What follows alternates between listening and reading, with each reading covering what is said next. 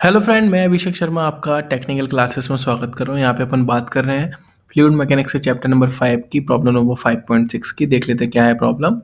उसने बोल रखा है कि वेलोसिटी वेक्टर दिया है इन अ फ्लूइड फ्लो, जो कि आप देख सकते हैं यहाँ पे कि वेलोसिटी की कंपोनेंट की वैल्यू दे रखी है 4x³ यानी आई जो कंपोनेंट है उसका आई कैप बोलते हैं वैसे, माइनस की 10x² by J cap plus के 2t k यानी कि उसकी जेड डायरेक्शन में दे रखा है।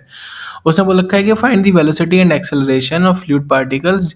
जब बताना है आपको जब जो कोऑर्डिनेट्स होंगे मेरे 2 1 3 होंगे और जो टाइम होगा उसका कंपोनेंट आपका 1 माना जाएगा। तो सिमिलर तरीके से मुझे यहाँ पे से आइडेंटिफाई करना है। मैं इसके कंपोनेंट्स को लिख लेता हूँ क्योंकि मुझे पता है कि v को अपन जो रिप्रेजेंट करते थे वहाँ पे वो यू आई प्लस के वी जे प्लस के डब्ल्यू जे में कंसीडर करते हैं। तो मुझे साफ साफ दिखाई दे रहा है कि यहाँ पे जो u की वैल्यू निकल के आ रही है वो आ रही है आपकी 4x³ ये कितनी निकल के आ रही है आपको यहाँ देख सकते हैं 4x³ निकल के आ रही है।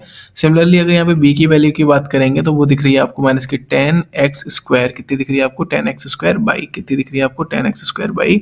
सिमिलरली w की बात करेंगे तो यहाँ पे जो वैल्यू निकल के आ रही है आपकी वो निकल के आ रही है 2t। तो ये मैंने तीनों वैल्यूज़ को आइडेंटिफाई कर लिया। अब मुझे उसने कंपोनेंट दे रखा है 2 1 3 के लिए इसकी वैल्यू बताइए, तो मैंने वैल्यू पुट कर दी। u इज इक्वल 4 इंटू 2 यानी कि x 2 की पावर क्यू तो 32 यूनिट्स आ गई, v की वैल्यू माइनस के 40 यूनिट्स आ गई और साथ के साथ w की वैल्यू आ गई मेरे पास 2 यूनिट्स। क्योंकि मुझे रिजल्टेंट आइडेंटिफाई करना है तो रिजल्टेंट का फॉर्मूला अपन ऑलरेडी पता है अपने को अंडर रूट u² प्लस के b² प्लस के w का स्क्वायर। तो यहाँ से आप देखेंगे जो कैपिटल v की वैल्यू है वो निकल के आएगी मेरे पास 51.26 यूनिट। तो सिमिलर तरीके से यहाँ से मेरे को वेलोसिटी कंपोनेंट आइडेंटिफाई हो चुका है। अब साथ के साथ अब मेरे को यहाँ पे बात करनी है कि एक्सेलरेशन कंपोनेंट की। तो यहाँ पे फिर अपन एक्सेलरेशन की बात कर लेते हैं कि एक्सेलरेशन का कंपोनेंट अपन पिछली वाली वीडियोस के अंदर देख चुके हैं कि कैसे निकालना है। कुछ एग्जैक्ट डेरिवेटिव्स होते हैं तो जिसको अपन u कंसीडर कर लेते हैं, v कंसीडर कर लेते हैं और w कंसीडर कर लेते हैं। साथ के साथ अपने पास कुछ कन्वेक्टिव कंपोनेंट्स होते हैं और कुछ अपने पास लोकल कंपोनेंट्स होते हैं, जो कि आप ऊपर भी देख चुके हैं। लोकल एक्सेलरेशन कंपोनेंट होते हैं और कन्वेक्टिव कंपोनेंट्स होते हैं।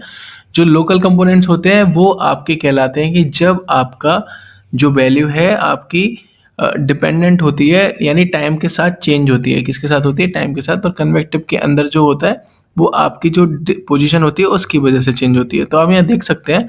सिमिलरली यहाँ पे आप देखेंगे ये कंपोनेंट मेरा लोकल है, ये मेरा लोकल है और यहाँ आप देखेंगे ये जो चेंज हो रहा है वो मेरा कन्वेक्टिव है, क्योंकि आप यहाँ देख पा रहे हैं कि ये ऊपर वाली चीज़ आपकी टाइम के साथ चेंज हो रही है, नीचे वाले डिस्प्लेसमेंट के साथ चेंज हो रही है।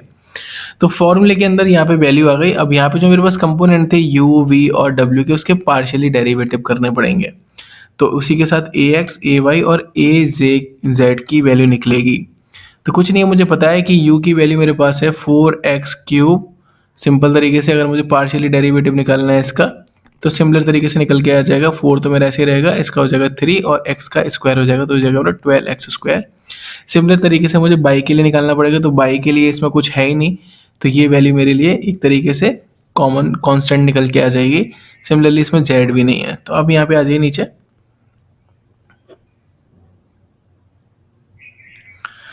तो उसने यही बताया कि अपन ने जो पहली वैल्यू निकाली थी उसकी वैल्यू आपके निकल के आएगी 12x²। उसमें बाई का कोई कंपोनेंट नहीं था 0 और z का कंपोनेंट था 0 और t का कंपोनेंट कोई नहीं था तो 0। सिमिलर तरीके से अगर अपन बात करेंगे जो दूसरा वाला कंपोनेंट था उसके अंदर आपने जो वैल्यू देखी थी, जो वैल्यू थी उसकी यहाँ लिख रखा है 10x² बाई, तो 10x² बाई यहाँ लिख लेता हूँ मैं माइनस की 10x² बाई। अगर मैं इसका पार्शियली डेरिवेटिव निकालता हूँ x के रेस्पेक्ट में तो 2 पीछे आ जाएगा तो माइनस की 20x बाई आ जाएगा। तो आप देख सकते हैं यहाँ पे माइनस की 20x बाई आ गया। अब इसी के केस में अगर मैं बाई के लिए निकालता हूँ तो माइनस की 10x² आ जाएगा, क्योंकि यहाँ पे बाई को पार्शियली डेरिवेटिव करना है तो ये 1 हो जाएगा मेरा। साथ के साथ इसमें z है नहीं तो ये 0 हो जाएगा, t है नहीं तो 0 हो जाएगा। उसी तरीके से उसने लास्ट वाले कंपोनेंट को निकाला है, क्योंकि मुझे पता है कि उसके अंदर जो वैल्यू है जो गिवन दे रखी है उसके लिए उसके अंदर सिर्फ t था, तो ये कंपोनेंट 0, ये कंपोनेंट 0, ये कंपोनेंट 0 और ये वाला कंपोनेंट सिर्फ सॉल्व हो जाएगा तो 2 into 1 आ जाएगा।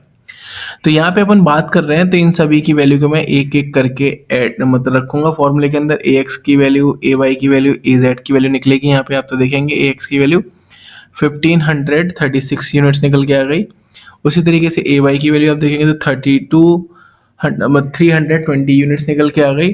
साथ के साथ आप देखेंगे कि az की जो यूनिट्स है वो 2 यूनिट्स निकल के आ गई, मैंने सबको रख दिया।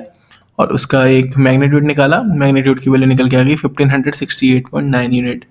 सिंपल प्रॉब्लम है पर थोड़ी कॉम्प्लिकेटेड है। अगर आपको पार्शियली डेरिवेटिव नहीं आता है तो आपको सीखना पड़ेगा, और सीखने के लिए बहुत सिंपल है कि जो चीज़ आपको दिखाई दे रहा है कि जो बेस में है आपको सिर्फ उसी का डेरिवेटिव करना है, उसके अलावा सारी चीज़ें कांस्टेंट हो जाएंगी।